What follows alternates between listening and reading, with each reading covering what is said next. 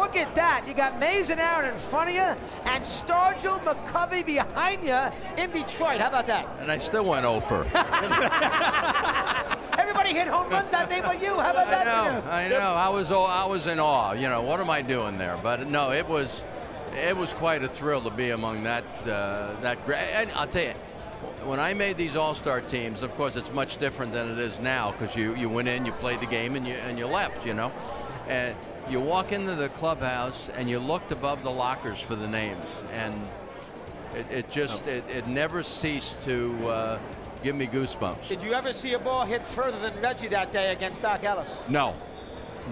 I mean, Johnny Callison, I don't know how far that would have gone at Shea Stadium in 64. But the one Reggie hit was still on the way up when it hit that transformer up on top of the roof. Two things on the All-Star game, Joe, before we do the first half with you. The number one is we don't see Scherzer, we don't see Sonny Gray because they have to pitch on Sunday. The game means something, so you like to have your best players here. Plus, Scherzer's got personality. He's had a great first half. And you've got the extra day off now with the series season not resuming until Friday.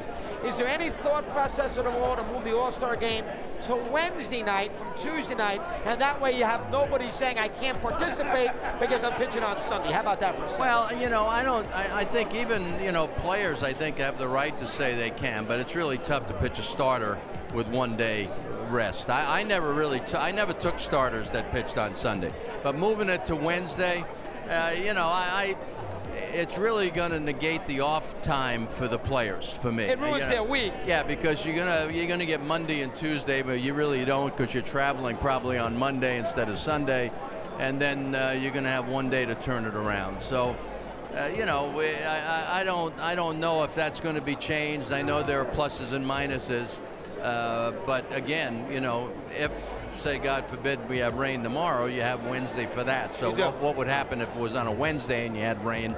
Then you really run up against the second part of the season. Let's do the replay here, Brian. You and I have done it all year. So many managers have complained about it, don't like what's going on with the replay. A lot of calls that appear should have been overturned, have not been overturned, that maybe the umpires in Chelsea Pier are protecting the umpires around the league. You've heard that complaint. Let me hear your assessment of replay in this first half. Well, the numbers bear us out. I think, you know, I started, believe it or not, you know, I've heard all the stuff that you've been hearing, and I know some managers have really expressed themselves with disappointment in the fact that there are a lot of stands calls.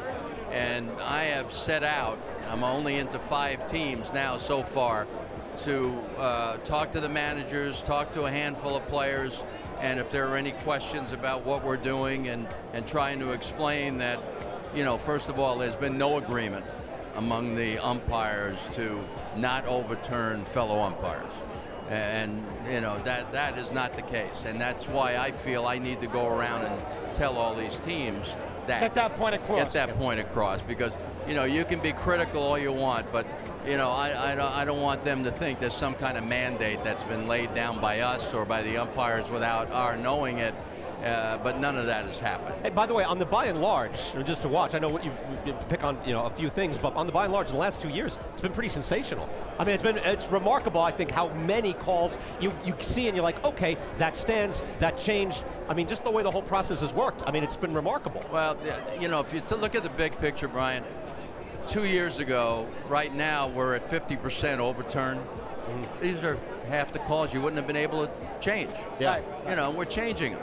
Did we anticipate that there'd be bang-bang calls in all situations that they would challenge? No, we really didn't. But, you know, I understand as a manager there's no insignificant challenge.